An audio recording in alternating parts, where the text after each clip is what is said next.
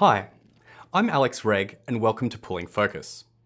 Today we're going to have a look at Morton Tilden's new science fiction romance, Passengers, alongside Duncan Jones's eerie space rumination of 2009, Moon.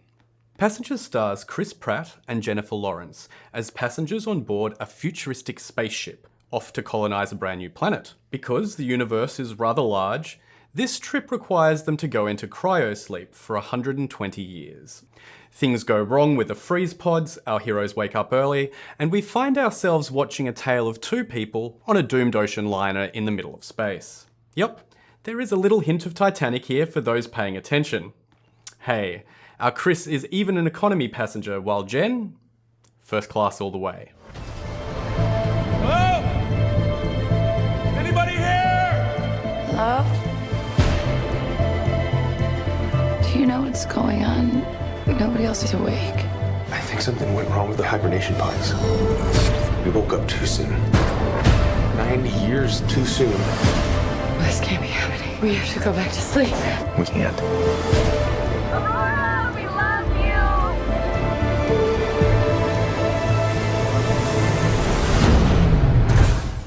Passengers is in many ways a film about loneliness and isolation. It's about how important social interaction is for human beings. And Moon is very much about the same things. Sam Rockwell stars as an astronaut engineer who works in a space station located on the dark side of the moon. His job is maintaining mining machinery for a company back on Earth. Sam is nearing the end of his 3-year contract and has started to go a little crazy from the loneliness of space. As the final weeks of his shift tick down, he starts to discover some very disturbing things about his job and about himself. You've been up here too long, man. You've lost your marbles. 2 weeks, 2 weeks, 2 weeks. I don't understand what's happening. This is my mind. I want to go home. I know.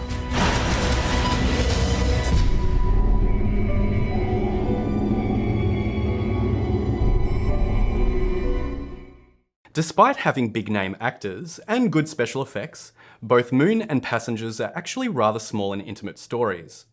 In many ways, they are the futuristic versions of the classic Castaway, Robinson Crusoe type story. They are films about people who are stranded in the middle of nowhere, cut off from society and forced to make do.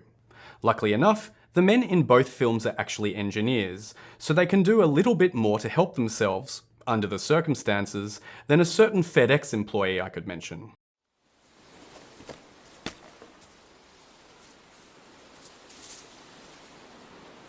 But wait, you cry.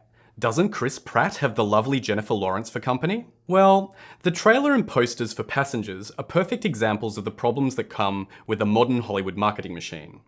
Poor Chris Pratt is actually alone for an entire year before Jennifer Lawrence wakes up, growing himself a giant space beard exactly like the one Rockwell sports in Moon, and likewise going a little bit insane. The circumstances of Jennifer's appearance actually make up one of the pivotal plot points of the film. Oh well, spoiling plot twists is pretty small fish next to packing cinemas with eager Hunger Games fans.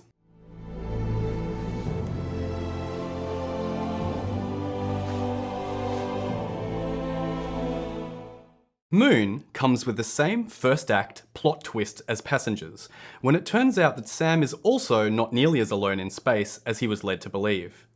His discovery of company aboard the space station, while similarly going a fair way in terms of soothing his isolation issues, brings with it a number of more serious complications. Both films explore similar ideas of artificial intelligence as a replacement for actual human company.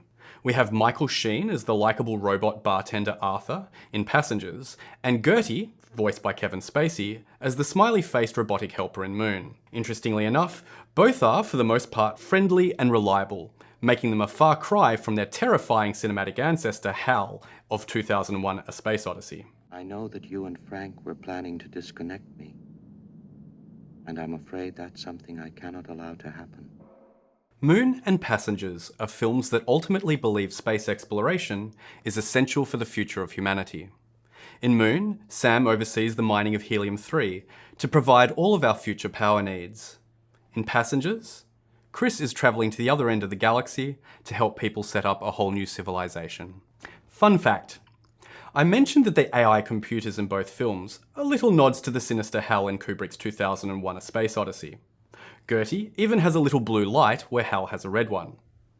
A more sinister Kubrick connection, though, is that Michael Sheen's robotic bartender Arthur in Passengers is eerily similar to Lloyd in Stephen King's Kubrick-directed horror film The Shining.